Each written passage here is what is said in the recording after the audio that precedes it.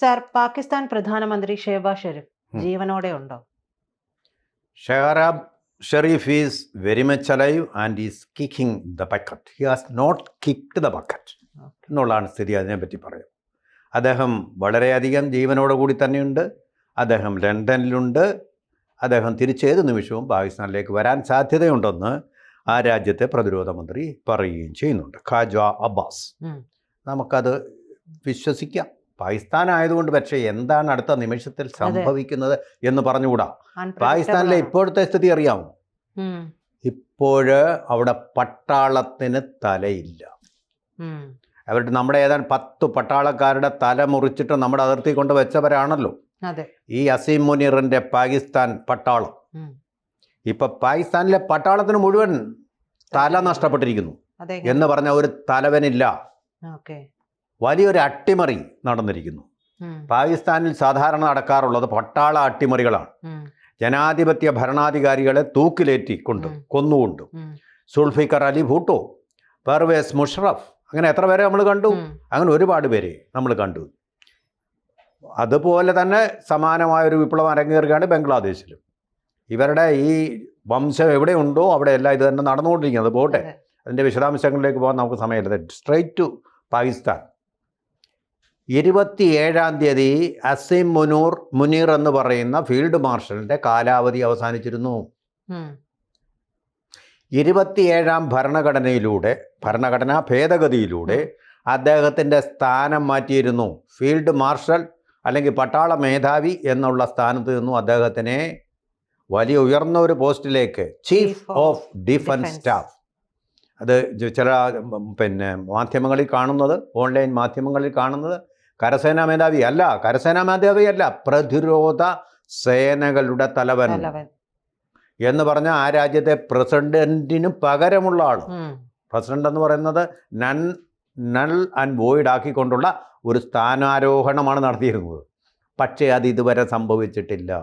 27-ാം തീയതി ഉള്ള പോസ്റ്റ് പോവുകയും ചെയ്തു, മറ്റൊന്ന് കിട്ടുകയും ചെയ്തില്ല. അത് ഇല്ലത്തുനിന്ന് പുറപ്പെടുകയും ചെയ്തു, അമ്മ തൊട്ട് എത്തിയില്ല എന്ന് പറഞ്ഞാൽ നമ്മുടെ മലയാളികൾക്ക് അത് കൃത്യമായിട്ട് മനസ്സിലാവും. എങ്ങുമില്ലാതെ നിൽക്കുകയാണ്. അതുകൊണ്ടാണ് ഞാൻ പറഞ്ഞത്, പട്ടാളത്തിന് ഇപ്പോൾ ഒരു തലവനില്ല. തലവൻ ഉണ്ടാകണമെങ്കിൽ ഇദ്ദേഹം വേറെ ആർക്കെങ്കിലും ചാർജ് കൊടുക്കണം. അത് സംഭവിച്ചിട്ടില്ല. എന്തുകൊണ്ടിത് സംഭവിച്ചു? അതാണ് കീ ക്വസ്റ്റ്യൻ. എന്തുകൊണ്ടിപ്പോൾ പട്ടാളത്തിന് മേധാവി ഇല്ലാതായി? ഒരു ശരിക്കു പറഞ്ഞാൽ പട്ടാള മേധാവി ഇല്ലാത്ത ഒന്നായിട്ട് മാറുന്നു. അവിടെ എക്സിക്യൂട്ടീവ്, ജുഡീഷ്യറി എന്നൊക്കെ പറയുന്നതിനേക്കാൾ ഏറ്റവും പരമപ്രധാനമായിട്ടുള്ളത് പട്ടാളമാണ്. രാജ്യത്തിൻ്റെ നെടുന്തൂണെന്ന് പറയുന്ന പട്ടാളമാണ്. അവരാണ് കാര്യങ്ങളെല്ലാം തീരുമാനിക്കുന്നത് ഏതൊരവസരത്തിലും. ഈ ഇമ്രാൻഖാൻ ജയിലിൽ കിടക്കാൻ കാരണം അവിടുത്തെ പട്ടാളമാണ്, മറ്റൊന്നുമല്ല, കോടതി പോലും അല്ല. കോടതികളിൽ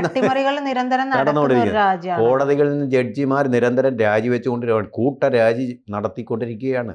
അവർക്കൊരു ആരും മൈൻഡ് ചെയ്യുന്നില്ല. എല്ലാം പട്ടാളം തന്നെ, പട്ടാളമാണ് നിയന്ത്രിക്കുന്നത്. കാരണം പട്ടാളത്തിലാണ് രാജ്യത്തിൻ്റെ ഊന്നൽ, ഭരണഘടനയുടെ ഊന്നൽ.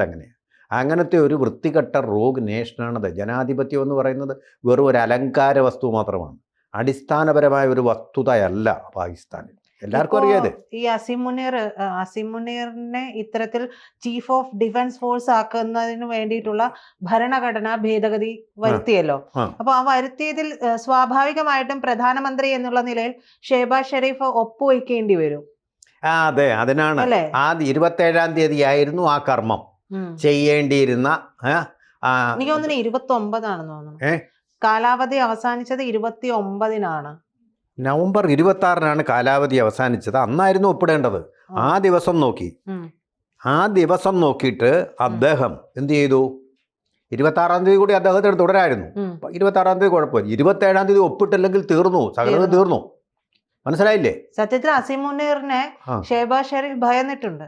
അല്ല, ഇങ്ങനെ സംഭവിച്ചത് എന്താണെന്ന് വെച്ചാൽ ഞാൻ പറയാം. തുല്യം ചാർത്തി ഇന്നത്തെ ദിവസമായപ്പോൾ പുള്ളി പതുക്കെ ഇത് അറിഞ്ഞുകൊണ്ട് തന്നെ അദ്ദേഹം ബഹ്റൈനിലേക്ക് പോയി എന്ന് പറഞ്ഞാൽ, പണ്ടത്തെ കാരണവന്മാർ വീട്ടിൽ അരി തീർന്നു കഴിയുമ്പോൾ കഞ്ഞി വെക്കാൻ അരിയില്ലാതെ വരുമ്പോൾ പത്തായത്തിൻ്റെ താക്കോലും എടുത്തുകൊണ്ട് പുറപ്പെട്ട് സംബന്ധ വീട്ടിലേക്കോ അല്ലെങ്കിൽ വേളി വീട്ടിലേക്കോ ഒക്കെ പോകുന്നവനൊരു പരിപാടിയാണ് കാണിച്ചത്. എന്നാൽ നീ ഒന്നാവുന്ന ഞാനൊന്ന് കാണട്ടെ എന്നുള്ള ആ കൗശലം തന്നെ കാണിച്ചത്, അറിഞ്ഞുകൊണ്ട് കാണിച്ചതാ. അല്ലാതെ ഇത് സ്വാഭാവികമായിട്ടൊരു യാത്രയായിരുന്നില്ല. എന്നിട്ട് എന്ത് ചെയ്തു? ബഹ്റൈനിലിരുന്നാൽ അസീം മുനീറിൻ്റെ ആൾക്കാരും ഏജൻറ്റുമാർ ചെന്ന് തട്ടിക്കളയോ അല്ലെങ്കിൽ പിടിച്ചുകൊണ്ട് വരും, തട്ടിക്കൊണ്ട് വരുമെന്ന് വിചാരിച്ചിട്ട് നേരെ ഇങ്ങോട്ട് പോയി. പിന്നെ ഇപ്പോൾ പോയിരിക്കുന്നത് UK UK. അപ്പോൾ ഉത്തരമില്ലാത്ത ചോദ്യമായിട്ടാണ് കിടക്കുന്നത്. അല്ല എന്തെങ്കിലും ഒരു രാജ്യാന്തര സംഭാഷണത്തിനോ ഉച്ചകോടിക്കോ വേണ്ടിയിട്ടല്ല ഈ പോയിരിക്കുന്നത്, അല്ലെങ്കിൽ ഉഭയകക്ഷി ചർച്ചയ്ക്കോ വേണ്ടിയിട്ടല്ല. അങ്ങനെ യാതൊരു അജണ്ടയും ഇല്ലാതെ അവിടുന്ന് പതുക്കെ ഇപ്പോ സാറ് പറഞ്ഞതുപോലെ ഈ നാട് വിട്ടു പോയി ഇതിൽ ഒപ്പ് ചേർത്താൻ കഴിയില്ല. ഒപ്പ് വെച്ചിട്ടുണ്ടെങ്കിൽ പിന്നെ ഷെഹബാസ് ഷെരീഫിന് അവിടെ നിൽക്കാൻ പറ്റില്ല. അതാണ് കാര്യം. പുലിവാല് പിടിച്ച പോലെ. പുലിവാല് പിടിച്ചു പോയി. ഇപ്പൊ ഇമ്രാൻ ഖാന്റെ ഒരു അവസ്ഥയിലേക്ക് ഒരു പക്ഷേ ഈ പറയുന്ന ഷെഹബാസ് ഷെരീഫ് കൂടി പോകാനുള്ള സാധ്യതകളും അദ്ദേഹം കാണുന്നുണ്ടാകാം. തീർച്ചയായിട്ടും. That's A point. That's A very valid point. അതാണ് ഇതിന്റെ പോയിന്റ്. അതിലേക്കാണ് ഞാൻ വരുന്നത്. അതായത് ഇമ്രാൻഖാൻ എന്ത് സംഭവിച്ചു? അദ്ദേഹത്തിൻ്റെ ഭാര്യ വന്ന് ചോദിക്കുന്നു, മകൾ വന്ന് ചോദിക്കുന്നു, അദ്ദേഹത്തിൻ്റെ സഹോദരിമാർ വന്ന് ചോദിക്കുന്നു, ഉത്തരമില്ല. അദ്ദേഹത്തിൻ്റെ മകൻ വരുന്നു, കേസ് ഫയൽ ചെയ്യുന്നു, ഉത്തരമില്ല. ഇമ്രാൻഖാനെ നമ്മൾ ഏറ്റവും ഒടുവിൽ കണ്ടത് നിർജീവമായ ഒരു ശരീരം പോലെ ക്രിക്കറ്റ് കളങ്ങളിൽ വളരെ മനോഹരമായിട്ട് അതിവേഗത്തിൽ, ചീറ്റയുടെ വേഗത്തിൽ പന്തെറിയാൻ വേണ്ടി ഓടുന്ന ആ ഇമ്രാൻഖാനെ അല്ല, നിശ്ചലനായിട്ടൊരു ശിലാപ്രതിമ പോലെ ഇരിക്കുന്ന ഇമ്രാൻഖാൻ്റെ ഫോട്ടോയാണ് നമ്മൾ ഏറ്റവും കൂടുതൽ കാണുന്നത്. മിണ്ടാട്ടമില്ല, ഉരിയാട്ടമില്ല, ആ പരുവത്തിലാക്കിയിരിക്കുന്നു. വിഷം കുത്തി വെച്ചതാണോ എന്താണെന്ന് അറിയത്തില്ല. അദ്ദേഹത്തിന് തീർച്ചയായിട്ടും പ്രായമുണ്ട്. പക്ഷെ പ്രായത്തിൻ്റെ ഒരു വാർദ്ധക്യ സഹജമായിട്ടുള്ള അസ്കിതയല്ലത്. അത് ഗവൺമെൻറ് അല്ലെങ്കിൽ പട്ടാളത്തിന് അതിൻ്റെ ശത്രുവായിരുന്നു അത്. പട്ടാളം അടിച്ചേൽപ്പിച്ച ഒരു അസ്കിതയാണ്, സംശയമൊന്നുമില്ല. ഇപ്പം പാകിസ്ഥാൻ എന്ന് പറയുന്നത്, നമ്മൾ ചൈനയെ പറ്റി ഇരുമ്പുമറയുള്ള രാഷ്ട്രം എന്ന് പറയുന്നത്, വാസ്തവത്തിൽ ഈ ഇരുമ്പുമറയുള്ളത് പാകിസ്ഥാനാണ്. ആ ഇരുമ്പുമറ തീർക്കുന്നത് പാകിസ്ഥാനിലെ പട്ടാളമാണ്. ഒരു ജനാധിപത്യ രാജ്യമോ ജനാധിപത്യ മര്യാദകളുള്ള രാഷ്ട്രമോ അല്ല. അതുകൊണ്ടാണ് LK അദ്വാനി പണ്ടേ പറഞ്ഞത് ഇറ്റ്സ് എ റോഗ് നേഷൻ, തെമ്മാടി രാഷ്ട്രമാണ്. ഒരു വ്യവസ്ഥയും ഇല്ല, ഒരു വെള്ളിയാഴ്ചയും ഇല്ലാത്ത ഒരു രാഷ്ട്രമായിട്ട് മാറിയിരിക്കുകയാണത്. ഇപ്പം അദ്ദേഹം പോയിട്ട് ഉടനെ വന്ന് അവിടുത്തെ പ്രതിരോധ മന്ത്രിയായിട്ടുള്ള ഖ്വാജ ആസിഫ് എന്നാണ് അദ്ദേഹത്തിൻ്റെ ശരിയായിട്ടുള്ള പേര്. ഖ്വാജ അഹമ്മദ് ആസിഫാണ് ഫുള്ളായിട്ടുള്ള പേര്. അദ്ദേഹം പറഞ്ഞിരിക്കുന്നത് ഇപ്പോൾ വരും, ഷഹബാസ് ഷെരീഫ് ഇപ്പോൾ വരും, എല്ലാ കാര്യങ്ങളും ശരിയാകും എന്നുള്ളൊരു പ്രതീക്ഷയാണ് അദ്ദേഹം വെച്ച് പുലർത്തുന്നത്.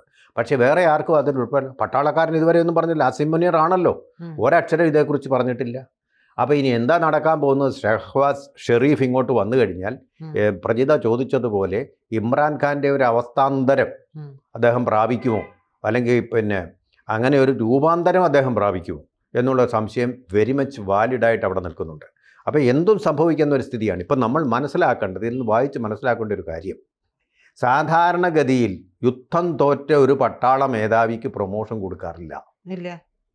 അപ്പോൾ ഈ ഷഹബാസ് ഷെരീഫ് അറിഞ്ഞുകൊണ്ടല്ല ഈ പ്രൊമോഷൻ നടന്നത്. നമ്മളെല്ലാം അങ്ങനെ ധരിച്ചത്.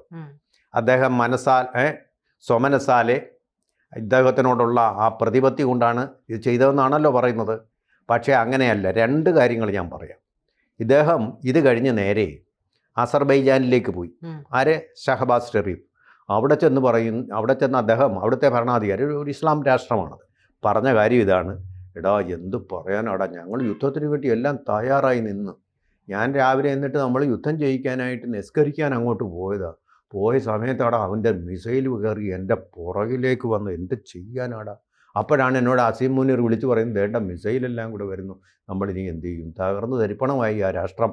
20 സെക്കൻഡ് കൂടെ കാര്യം മുഴുവൻ 22 സെക്കൻഡാണ് മതിയായത്. പാകിസ്ഥാൻ്റെ കാര്യത്തിലൊരു തീരുമാനമാക്കി ഇന്ത്യ മടങ്ങി, യുദ്ധം വിജയകരമായിട്ട് തീർത്തിട്ട്. പിന്നെ കൊണ്ടുവന്ന തുർക്കിയുടെ മിസൈലല്ല, ഡ്രോൺ അയച്ചതിന് കൊടുത്ത മറുപടി നമ്മൾ കണ്ടതാണല്ലോ, പ്രത്യക്ഷമായിട്ട് തന്നെ കണ്ടതാണല്ലോ. അപ്പോൾ അങ്ങനെയുള്ള ഒരു ആളിന് എങ്ങനെയാണ് പ്രൊമോഷൻ കൊടുക്കുക? എങ്ങനെയാണ് ഉയർന്ന പദവി കൊടുക്കുക? ഇല്ലാത്ത പദവി ഉണ്ടാക്കി കൊടുക്കുക? അപ്പോൾ ശരിക്കും ഷഹബാസ് ഷെരീഫ് അറിഞ്ഞുകൊണ്ടല്ല, സ്വയം അദ്ദേഹം അങ്ങ് പ്രൊമോഷൻ കൊടുക്കുക. പാകിസ്ഥാനിൽ എന്തും സംഭവിക്കും. എനിക്ക് ഈ പോസ്റ്റ് വേണം, സ്വയം അങ്ങ് പറഞ്ഞിട്ട് പുള്ളി. പക്ഷേ ഇതിന് കയ്യൊപ്പ് വേണം, ഷഹബാസ് ഷെരീഫ് ഒപ്പിടണം, അല്ലെങ്കിൽ ഇറ്റ് ഈസ് ഇൻവാലിഡ്.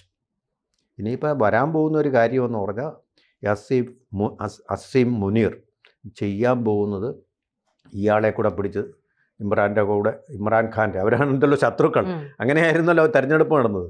തൻ്റെ ബദ്ധശത്രുവായിട്ടുള്ള ഷഹബാസ് ഷെരീഫിനെ തൊട്ടടുത്ത് തന്നെ ആ സെല്ലിൽ കൊണ്ടുവന്നിട്ടിട്ട്, അതേ സെല്ലിൽ തന്നെ കൊണ്ടിട്ട് അവർ തമ്മിൽ അടിച്ചു തീർക്കട്ടെ എന്ന് പറഞ്ഞ് തീരുമാനമെടുക്കാം.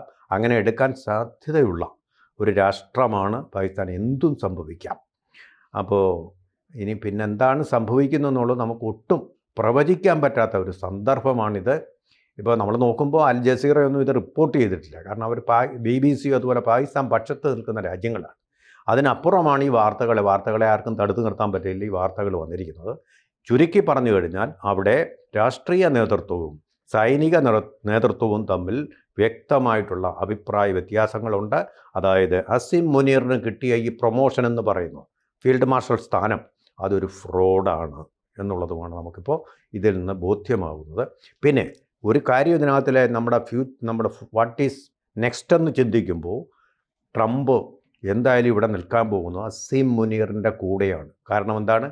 അസീം മുനീറുമായിട്ട് ട്രംപിൻ്റെ കുടുംബത്തിന് കച്ചവട താല്പര്യങ്ങളുണ്ട്. അതുകൊണ്ട് ഷഹബാസ് ഷെരീഫിൻ്റെ കാര്യം പോക്കാണെന്നാണ് എനിക്കിതിൽ നിന്ന് മനസ്സിലാക്കാനും വായിച്ചെടുക്കാനും കഴിയുന്നത്.